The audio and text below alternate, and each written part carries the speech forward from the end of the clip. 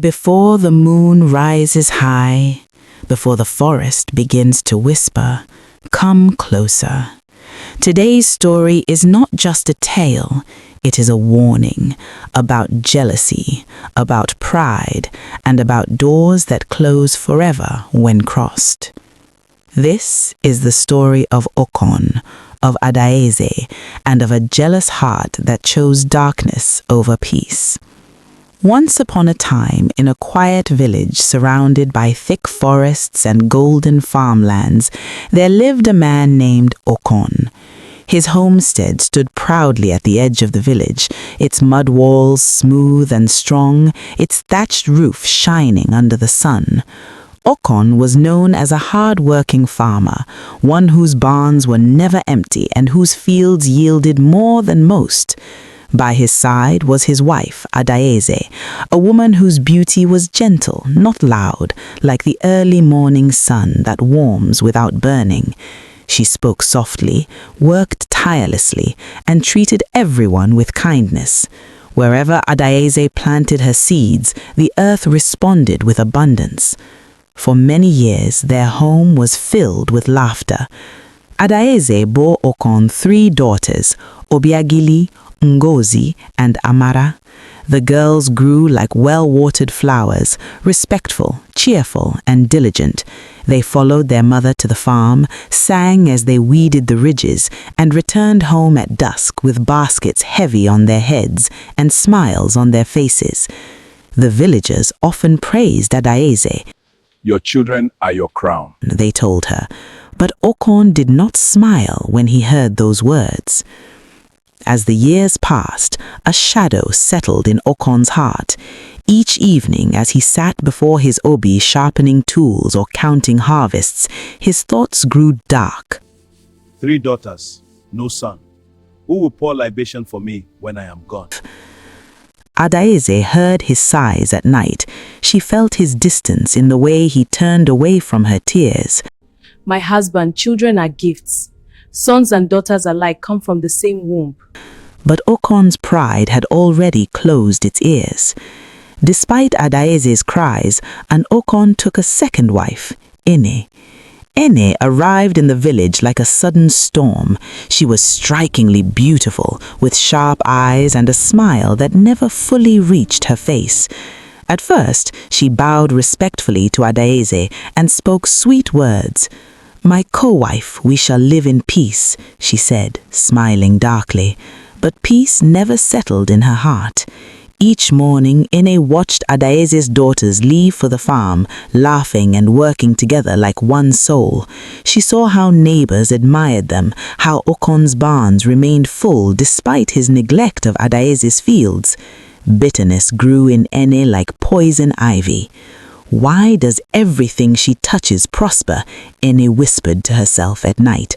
"Why do her daughters shine while mine remain only dreams?" Soon, misfortune began to visit Adaeze's farm. One morning, she arrived to find her yam mounds uprooted. Another day, her maize stalks lay crushed as if trampled on by something heavy and angry. Cassava stems were snapped, leaves shredded beyond use. The villagers began to whisper. "This is no ordinary animal," they said. "Even goats do not destroy without feeding." At night, strange sounds echoed from the farm, low growls, sudden laughter that sounded almost human, and cries that made children cling to their mothers. Adaeze grew thin with worry. Her daughters stopped singing. Fear followed them even in daylight. Unknown to all, Ene had already walked deep into the forest, where sunlight barely touched the ground. There lived a native doctor, old as the trees themselves, feared by all, and visited only by those whose hearts were darker than night. After listening to Ene's complaint, the man handed her 2 short sticks tied together with a thin rope. "Dig these sticks into the ground," he rasped. "Place them on the ground and pass beneath the rope. But remember, they are your only way back. If they go missing, the road back closes forever." Ene did not hesitate. That very night, beneath a full moon, she crept to Adaeze's farm. As she crossed under the rope, pain tore through her body, bones twisted, skin stretched. Her scream became a growl. She rose, not as a woman, but as a terrible beast, eyes burning with hatred. Night after night, the creature returned for months. One day, Adaeze could bear it no more. With trembling feet, she went to Odogu, the great hunter whose name was spoken with reverence. "My farm is dying," she cried, tears soaking the earth. "Whatever destroys it is not of this world." Odogu agreed to help. That night, he hid among the trees, breath held, senses sharp. The moon climbed high, then he saw her.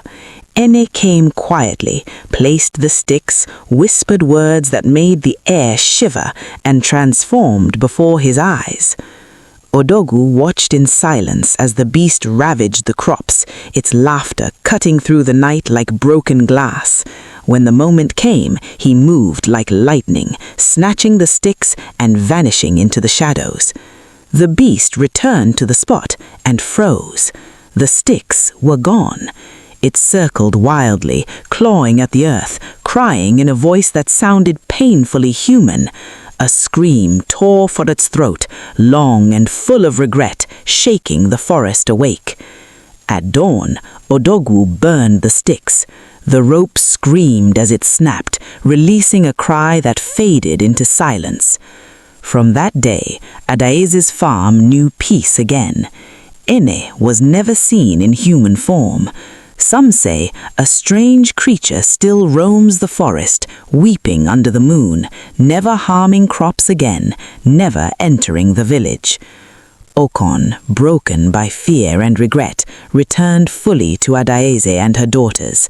He spoke little, but worked harder, his pride finally buried. There is a saying that a jealous heart is the fastest path to destruction. For Ene, the road back was closed forever. Kindly subscribe to my YouTube channel for more enticing stories like this.